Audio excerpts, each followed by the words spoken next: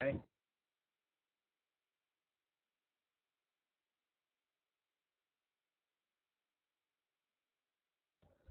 Good afternoon. Welcome to today's virtual seminar.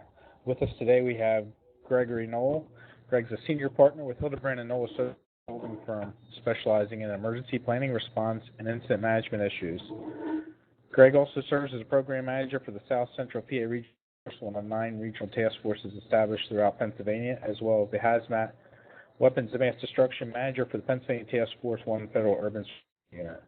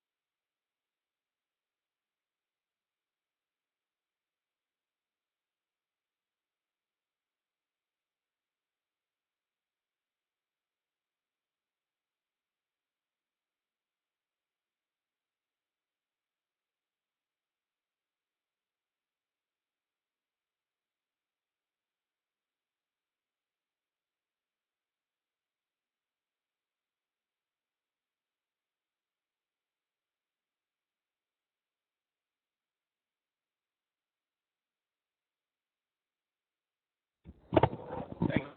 Good afternoon, everyone. It's a beautiful day in South Central Pennsylvania, and probably one that you would prefer to be outside for. But hopefully, through the process of digitalization and everything that comes with it, you'll be able to look at this later. Talk today about a resource that we often don't think about when we're dealing with large, complex events, but the concept of an incident management team. And what I'm going to do is to use our experiences in South Central Pennsylvania in developing a Type 3 IMT and talk about how they can be used as part of the overall preparedness program, both locally and in regional areas. Go ahead, Wayne, next. Just as background, I serve as the program manager for the South Central Task Force in Pennsylvania, which is one of 9 task forces. Back in about 2005, we worked with our executive committee and presented a proposal to establish a region-based incident management team. That team was then accepted for initial training. And so we now have about 6 years of experience in our belt. We are one of several incident management teams within the Commonwealth of Pennsylvania, including the states as well as the Department of Conservation and Resources, DCNR's Type 3 team. And I'll get into those typings here in a few moments. Next, please. One of the analogies that I like to use when we talk about incident management in the global sense, the analogy of computer hardware and computer software. If you think about it, for most of us, selection of a computer is often based upon how the interface is between the computer and the user, i.e., is it user-friendly, and the software that will allow us to use the hardware to perform specific. So you have this difference between hardware and software, and when we talk about user-friendliness, it's typically the software itself driver. Likewise, in the emergency preparedness community, we spend a gazillion dollars in acquiring various forms of emergency response resources, ranging from vehicles to protective clothing and equipment to monitoring and detection and mobile communication vans, comms equipment, and so forth. I would argue, though, that while materials probably are ideal for 95% of the responses that we deal with, when we start to deal with problems that are large, complex, or in some cases are dysfunctional, our ability to expand our system will be more dependent upon the software package that we are using rather than. And in the emergency response world, our software package is the National Incident Management System and the various components that bring. So the point that I'm leading towards is that while you can have an incident management team, you really need to look at the context of how your overall incident management paradigm is within your area of responsibility. Well, here in South Central Pennsylvania, we have placed a tremendous emphasis on supporting the IC 300 and ICS classes. And as you can see on the slide, we've developed roughly about 100, or we have delivered about 100 classes over the last 6+ years, which I think helps to make the recognition of what an incident management is and the services that it can provide much better.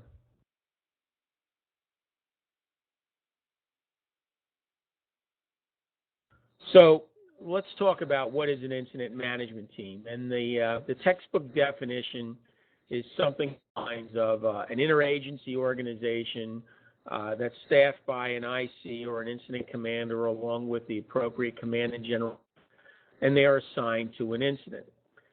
These days, I think as many of our listeners know, the buzzword in the emergency management is all hazards response.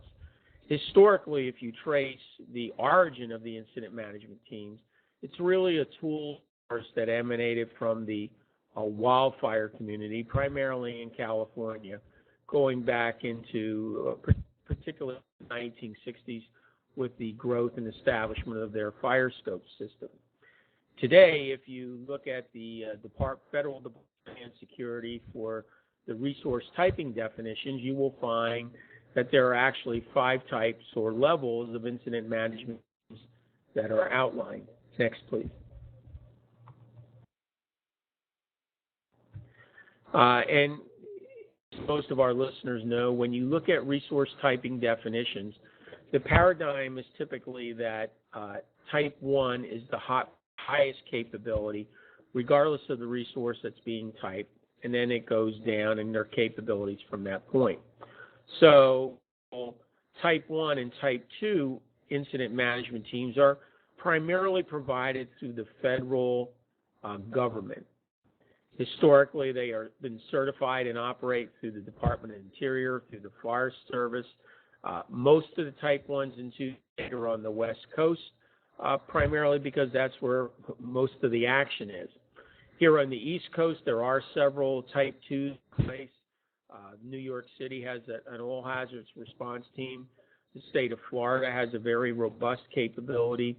The Park Service has a type 2 team here on the East Coast, and in fact, we're currently interfacing with that incident management team and preparing the 150th anniversary of the Gettysburg Battle, which will be taking place here in June and July in South Central Pennsylvania. Today you'll find that the type 3 all-hazard incident management teams are probably the one that's used the most often or is referenced the most often. These are typically developed at a state, a regional, or a metropolitan area. The big difference here is the size and scope of the incident. You know, if you have a type 1 incident due to its size, complexity, and impacts, then typically we would look to staff that event or incident with a type 1 incident management team. Mostly, if you look at the issues, the post-incident and the recovery issues associated with Hurricane Sandy, that would be a example where you're going to find the type 1 and type 2 capabilities being used. Here in Pennsylvania, both the state of Pennsylvania through the Management Agency and through DCNR provide type 3 incident management teams. Within South Central Pennsylvania, although typed as a type 4, we actually train and have the ability to perform as a type 3. The biggest when you look at type 4s and 5s and move into type 3s is typically the operational periods of the problem. Type 4s and 5s are typically set up to focus on an incident of, I'll call it a 1-in-1. The current operating period and one additional. While when you get into type 3s, you're looking at problems that are going to go on for an extended period of time and cover multiple operational periods.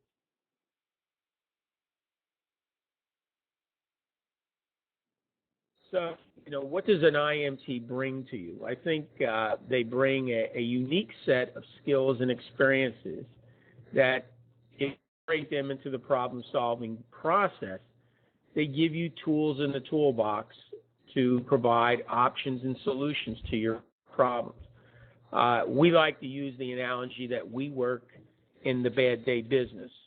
And whether you come from an agricultural background, business and industry, fire, rescue, hazmat, criminal justice, EMS, hospitals, and right on down the line, our regional task force, the one element that brings us all together is that we all collectively work in the bad day business. One of the things that's different, at least for us in the Type 4 world, is that we typically do not engage in a delegated authority. And if you think of a delegation of authority, it's essentially a contract between the authority having jurisdiction, who have the problem, with an incident management team, whereby the authority having jurisdiction delegates their roles and responsibilities to the IMT. Here in our task force, for example, and with Pennsylvania being a form of government, we use a tool that we call a letter of expectations. And we make it clear that the IMT is working for the local jurisdiction, whoever that might be. So in simple terms, if you ask how does that work, our incident management team likes to plug into a pre-existing local system where the locals maintain incident command, plug in as a deputy incident commander to support their organization.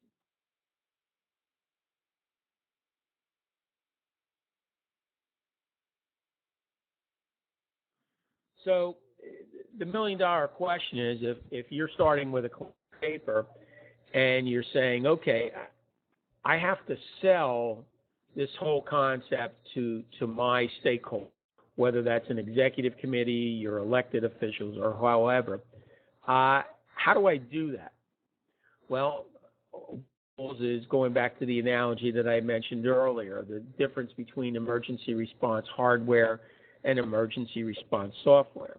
I would argue that when you get into very large and very complex events, you ultimately can come to a point where not just the amount of resources that you have available, but it's your ability to manage those resources and deploy them in a safe and effective way that's going to determine whether you win or lose the game.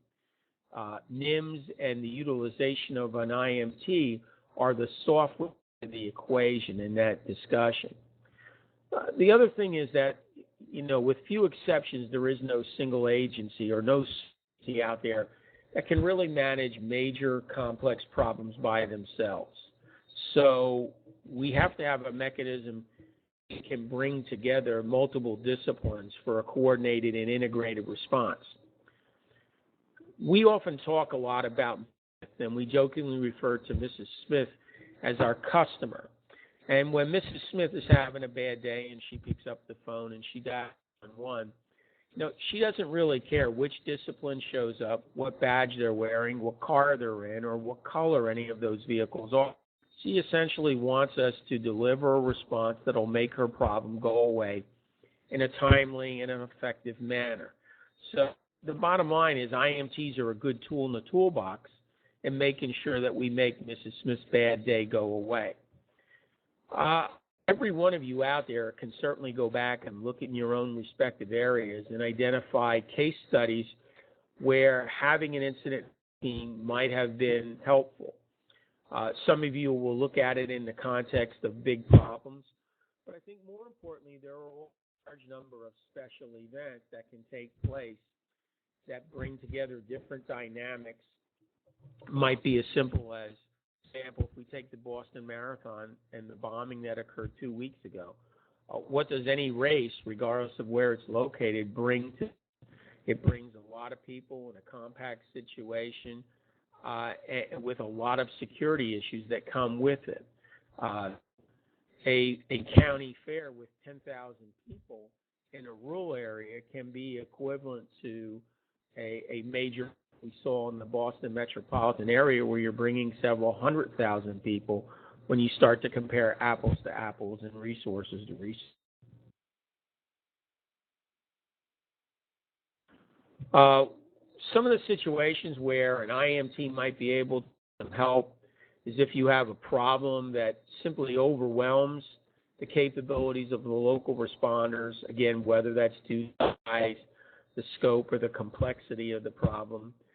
You might have incidents that pose unique tactical or incident management requirements, and this is particularly true when you get into the special operations world, whether that's in the law enforcement community or the fire rescue community.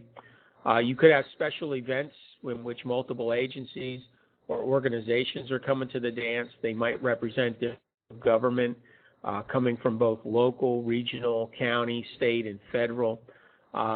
Certainly the Gettysburg 150th anniversary that's upcoming for us here in a few weeks would fall into that category.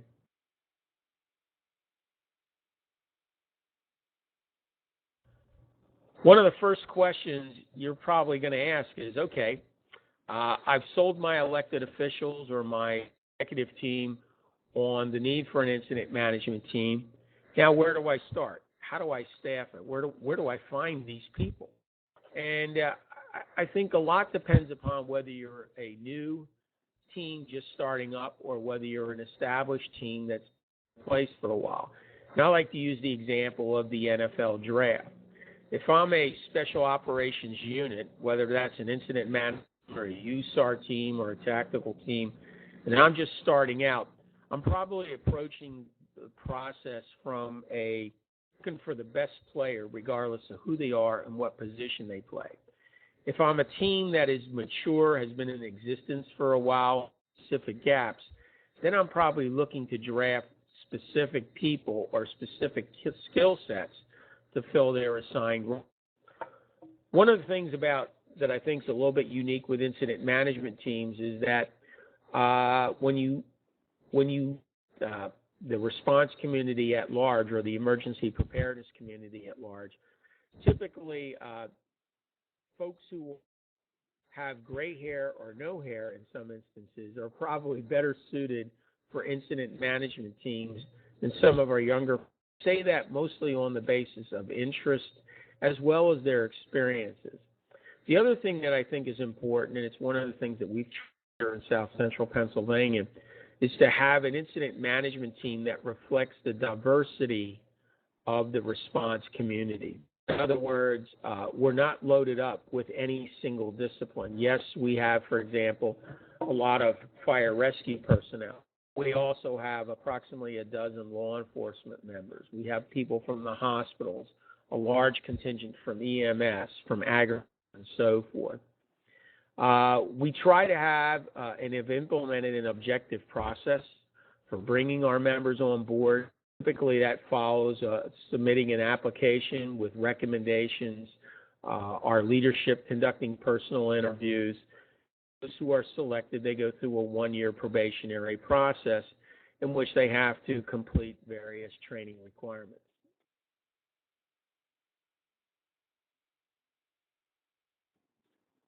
One of the things that we've been working on is to our membership and divide it up into categories that follow along the lines of both the Type 3 and the Type incident management team. So, for example, in our case, we are typed as a 4. That's where we're doing our bread and butter work. So we have a candidate who, as I just outlined, is that new member who's going through their one-year probationary period. At the end of that probationary period, we're going to look to bring them on as a member, and we divide our teams into A status and B status. We have a B status category because, frankly, we recognize that there are times in our lives, everybody has multiple hats, and there are times where people, they still want to continue to participate, but because of either professional work or plans, they have to take a step back. There are other higher priorities that they have to follow. So that allows us to keep frankly, our good folks who we've invested in on the training side to continue to play in the game, but give them an opportunity to step back, check out of the game until they can take care of their issues and then come back. For our members who are A status, we require that, number one, they complete the All Hazards Incident Management Team course. It's currently a 6-day baseline course. We ask our folks to have completed ICS 300 and 400 before they take that class. We also have supplemental training requirements that are unique to our incident team. For example, we ask that they complete OPSEC awareness. We also ask them to complete the PIO awareness, because so much of what we do for our customers is based upon media affairs. We also created IMT Type 4 technical specs, and these are people who are members who can't continue to member but still want to participate. So it's a little bit different animal than the B status, which I've previously talked about. But again, it allows us to keep people who can't play in the game if they want to come back.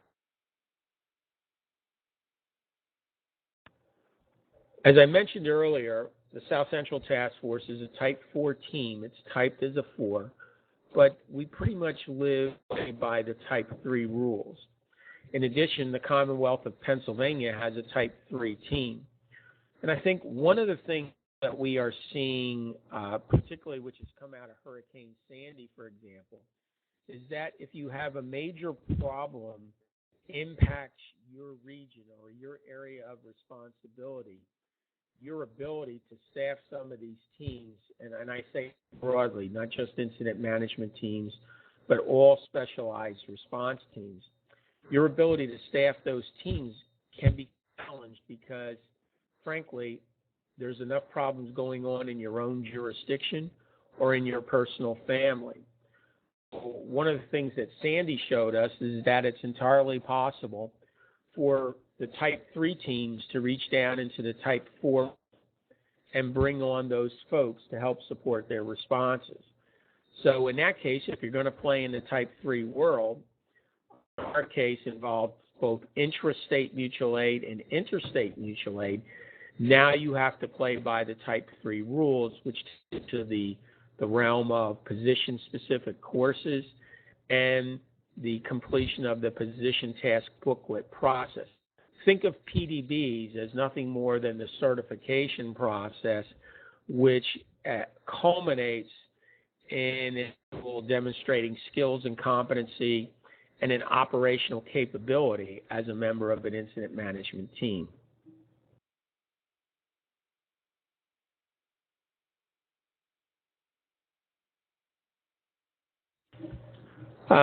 Take a look, for example, and I mentioned earlier about the organization of our team.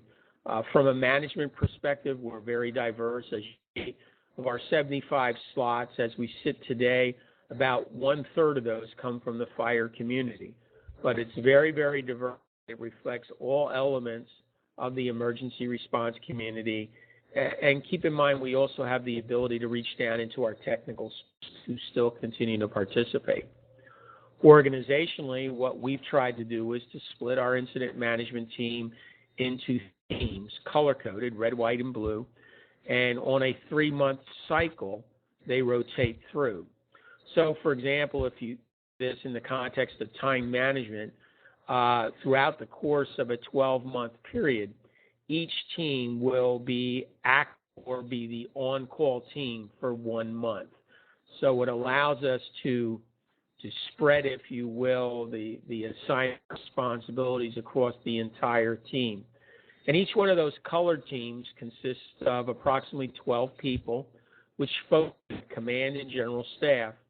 And then we have a personnel pool, which we could bring in additional folks at.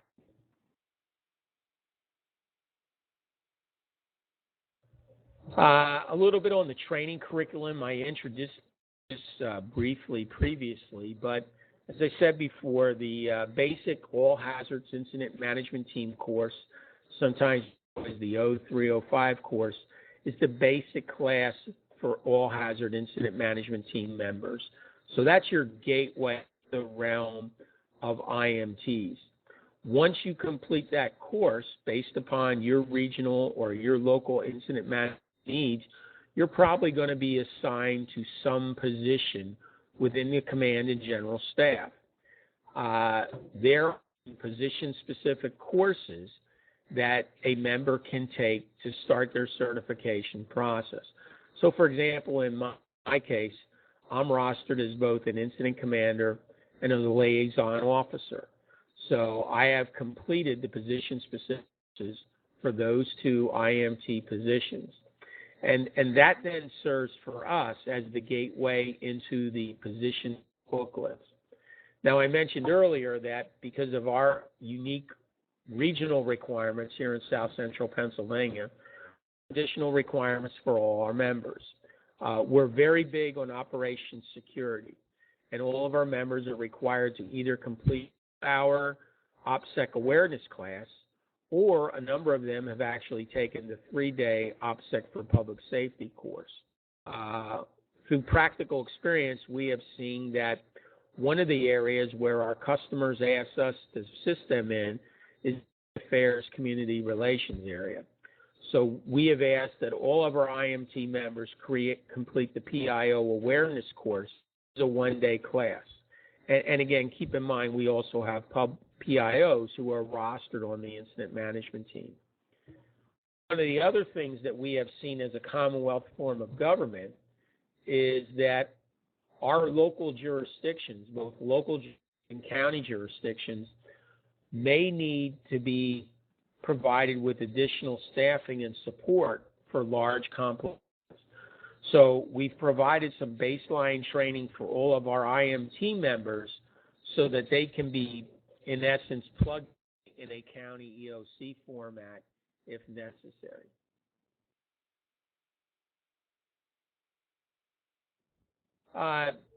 One of the things that you're going to have to determine if you establish an incident management team is how are you requested, how do you get into the game? In our particular case, the regional task force is in essence an instrument of county emergency management agencies. So the gateway to access the regional incident management team really builds what responders do every day. And that is they're going to go through their PSAP or their public safety answering point or communication center. Or if it's a planned or special event, they could also go through their emergency management agency. Those would be the two gateways to the IMT. Within our region, we have a policy that brings the ins and outs of this process, not just for incident management teams, but for any resource that might be there. Based upon that submission, our IMT leaders are then alerted, and then they either the county EMA coordinator, or they're going to reach out to the local incident commander of the problem, assess what the problem is, and then what the needs are. And then based upon that assessment process, we'll start the activation of our incident management team. And again, we use the same process that we use for our federal urban rescue team here in Pennsylvania, and that we go through a process of advisory messages, a check for availability, and then activations, which would be essentially the delivery of a mission requirement, and we would where people are to report to, what the staging area will be, how they will access or get to the incident, and so forth.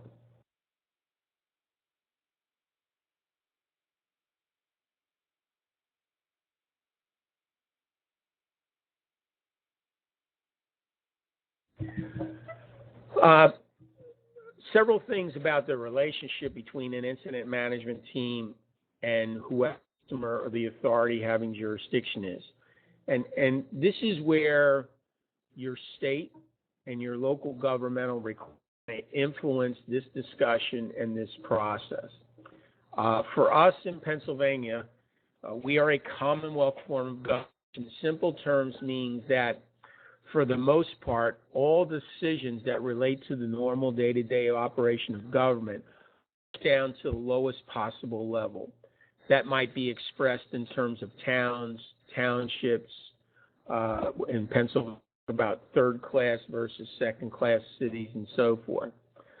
So in lieu of trying to delegation of authority between the AHJ and the IMT, we actually operate on the premise that we are there to the local authority having jurisdiction as compared to supplant. So as I mentioned earlier, we have a expectations, which is a non-binding or non-legal document, but the whole purpose is to essentially lay out for all, here's what we can do and here's what we can't do for the authority having jurisdiction. If there are situations where incident costs are going to come to the table, then there has to be a discussion between the IMT and the authority jurisdiction, because those costs are going to be their responsibility. And obviously one of the last things that you don't want to have happen is where the IMT is making decisions without the approval and congruence of the authority jurisdiction.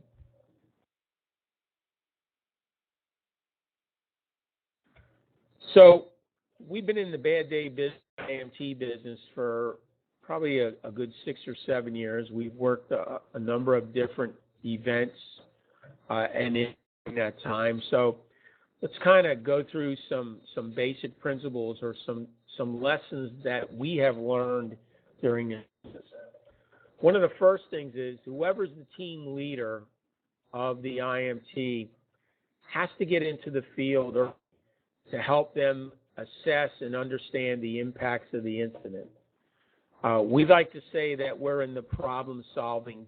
So regardless of what type of team you are, you need to understand that, again, going back to that relationship between us and this, we're there to be problem solvers, not problem creators. And we try to articulate that with some basic rules. The first rule is there to meet the needs of the victims or the customer. Our second rule is to always ensure that whatever we're doing safely. And if you have any conflicts, you need to go back and see rule number one, which is we're there to make the bad day better, not to compound and add to them.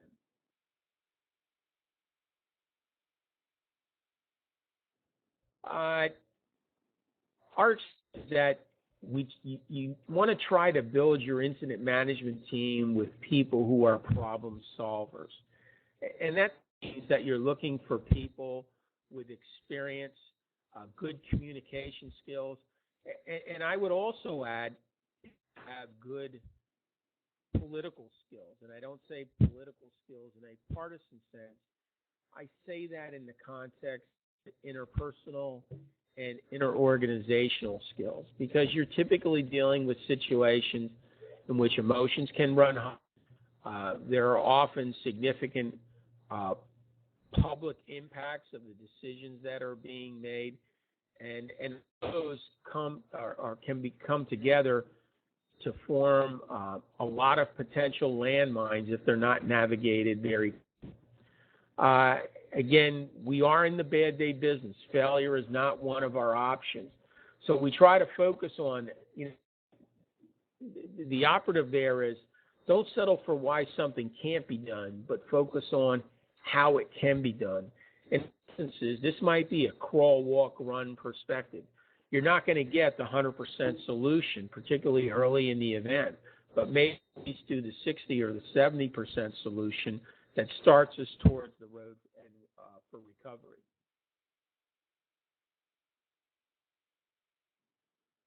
If I asked you, we were sitting in a classroom and I asked the question, what defines, it would be interesting to see what your response is. If you go to a baseball game this evening, at the end of 9 innings, you're going to be able to look at the scoreboard and see what the final score was and who won, lost, or what defines success. It's very, very objective. In the emergency management area, I would argue present a straw man that what defines success in our world, in some respects, is graded in the same way that you an evaluation of figure ice skating in the Olympics. Now, stay with me here a few moments, but if you look at the Olympic ice skating, the contestants are graded in two areas. One is known as technical merit, which is very objective, black and white. And the second area is known as artistic impression, which is very subjective and very gray. And the reality is an A grade in technical merit, but if you don't do well in artistic impression in the eyes of the judges, you're not going to have a successful score. Likewise, in emergency management and crisis management, you can get an A grade technically, i.e. you can make the proper way. But if we don't do a good job in managing all of the external world issues associated with a response, public community affairs, interfacing with the media, intergovernmental relations, you can get a C or a D or an F score, or it can wipe out what you do technically. So our point there is that when you look at an incident, particularly, again, incidents that are large, complex, or dysfunctional, you not only have to look at the technical problems that are generated by the incident, but you also look at all this other stuff that typically deals with providing information to internal and external stakeholders. At the end of the day, this isn't rocket science. The problem will determine your objective. Once you formulate sound incident objectives, your objectives will determine your resources. Once you understand and organize resources, your resources will then determine what your organizational chart is going to look like. One of the things we joke about, just like when you manage your day-to-day finances, in incident management, you don't want to write a check for a solution that you don't have money in the bank and can't cash. So the other way of saying that is that, saying you're going to do something and necessary resources, whether those are personnel or operational, is going to lead to an ugly outcome. So from an incident commander perspective, the need to consistently monitor our performance and make changes as the incident goes on critical. One of the things that we've learned, for example, if you're dealing with an incident that's large or dysfunctional, that it's probably to do major changes at the end of an operational period. If you have, for example, fire department units that are engaged in offensive fire actions, it's very, very difficult to make significant operational changes during the course of that problem. You do some things to tweak it around the edges, but if you're going to make significant changes, you might want to wait until the end of that operational period. Again, I'm obviously laying out a straw man that we're dealing with an event that's going to go for multiple days or at least multiple operations.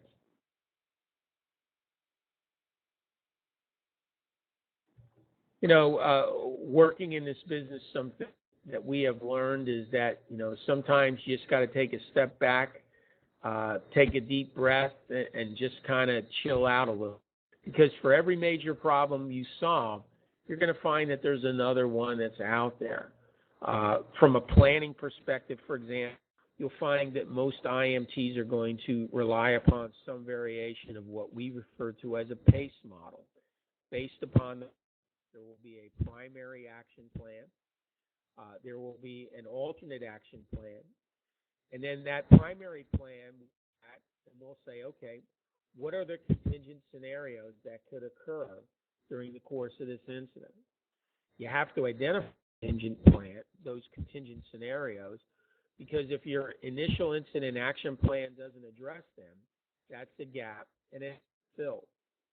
And then finally, you need to have an emergency plan, which is kind of saying, if this incident goes south, what's our plan to get out of here, to regroup, to do accountability, and to ensure the safety and integrity of the response.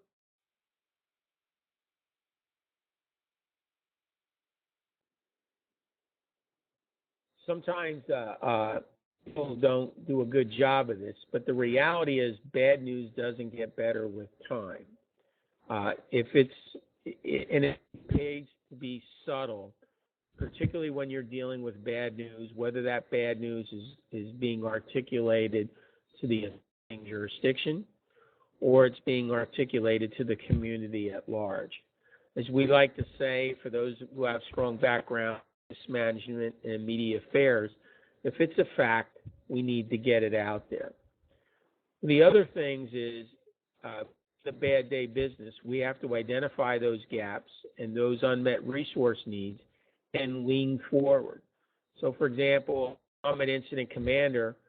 I'm relying upon the fact that my logistics section chief is going to be looking at the problems that are currently and saying, okay, in 6 hours, I'm going to have a gap in this particular area. I don't want to wait 6 hours to when that gap matches itself. If we know that problem is going to develop, let's start to lean forward with those resource requirements and resource requests. One of the other things is that we'll find is can often be a big difference between what we know, what we think we know, or what are facts, and what are assumptions or information that is not confirmed. One of your first jobs, particularly in complex incidents, is to separate those two. Putting together, and that just as simple as a chart on a whiteboard with two columns. What do we know? What do we think we know?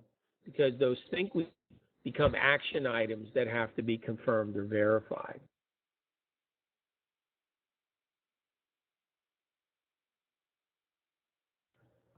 So at the end of the day, our role as an incident management team is not to develop the perfect incident action plan, okay? And if for those of you who have gone through ICS 300 or equivalent, you know exactly what I'm about with, you got your 202 and your 203 and your 204 with your tactical assignments, your 205 with your comms plan and so forth. We're there to serve the customer. And so remember the basics. Be nice, be helpful, solve problems as they are presented, and make sure that everyone goes home at the end of the day in a safe manner.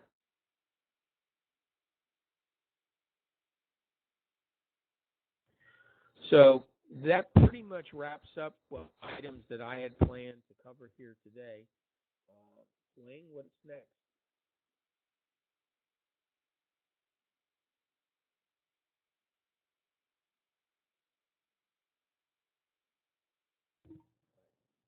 All right, thanks, Greg. We're about at the end of time, so we're not going to get into the nickel mines. Maybe we'll save that for another day, but I'm going to open it up to see if anybody has any questions of Greg.